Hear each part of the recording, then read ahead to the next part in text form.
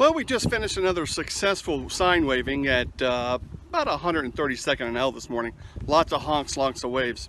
But you know, I started to realize many of those people, those homeowners, those property owners, don't know how bad they're being treated when it comes to values and when it comes to the taxes they have to pay. You know what? So this morning, I'm going to explain just how that system works and how just unfair it really is.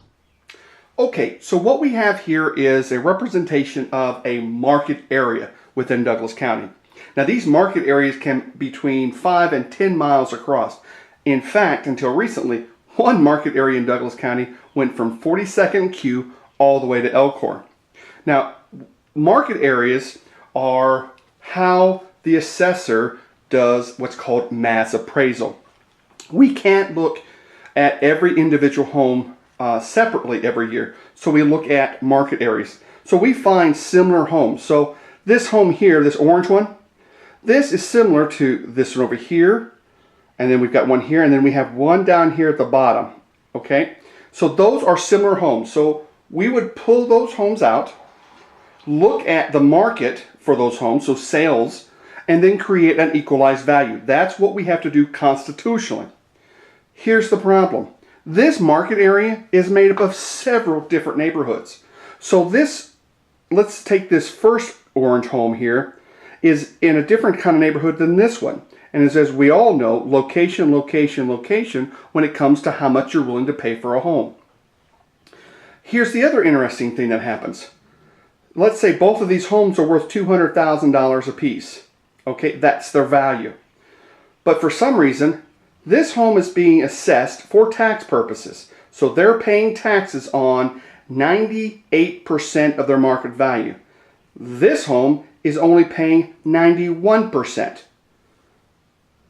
Yes, that's a great question. Why is this one paying 7% more in taxes than this house here if they're equalized and they're comparable? That is a great question. I'm going to come back with an even more interesting example. So the secret about how assessors are graded by the state has to do with the acceptable range. Now remember, that is that range between 92 and 100%. Well, here's the secret. Not every home has to be within that 92 to 100%. Now remember, back when we talked about the market areas where we pull out similar homes. So what we've done is we've taken that market area we had and we pulled out the similar homes right here. Now here's the secret. The Department of Revenue looks at the median. Now remember, the definition of median is absolute middle.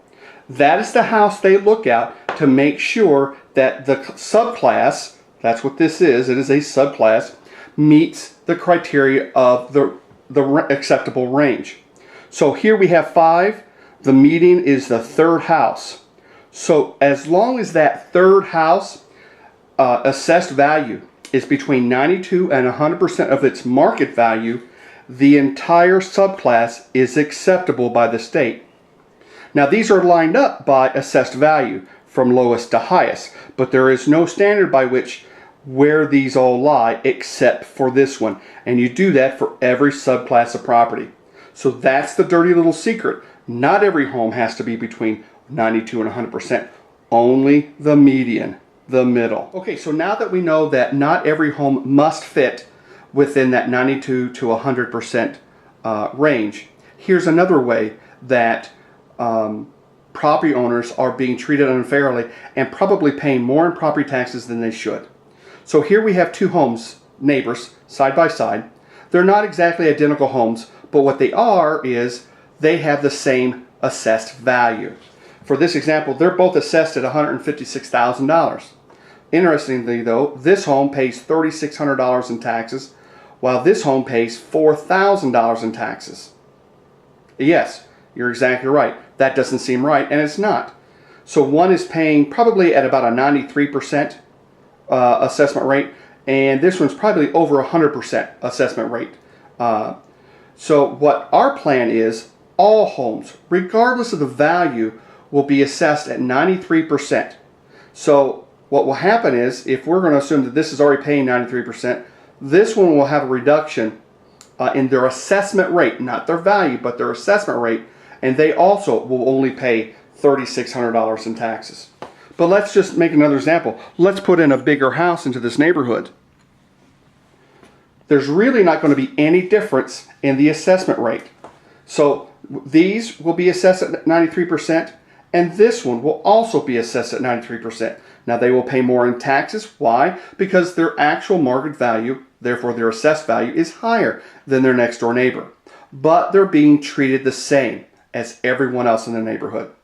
So that is our solution to making sure that everyone fits not only in that range at 93%, but everyone's being treated the same when it comes to assessments. We hope this example provides you some clarity of how the current assessment works and how it's already stacked against you and probably making you pay more in property taxes than you should. And that's why when I get in office, I'm going to turn the assessment process on its heels. We've got to make the system fair, and we've got to make the system accurate. Well, until next time, we've got to knock on some more doors. And remember, on May 15th, vote Chris Pierce as your next assessor, register of deeds. Thanks, and have a great day.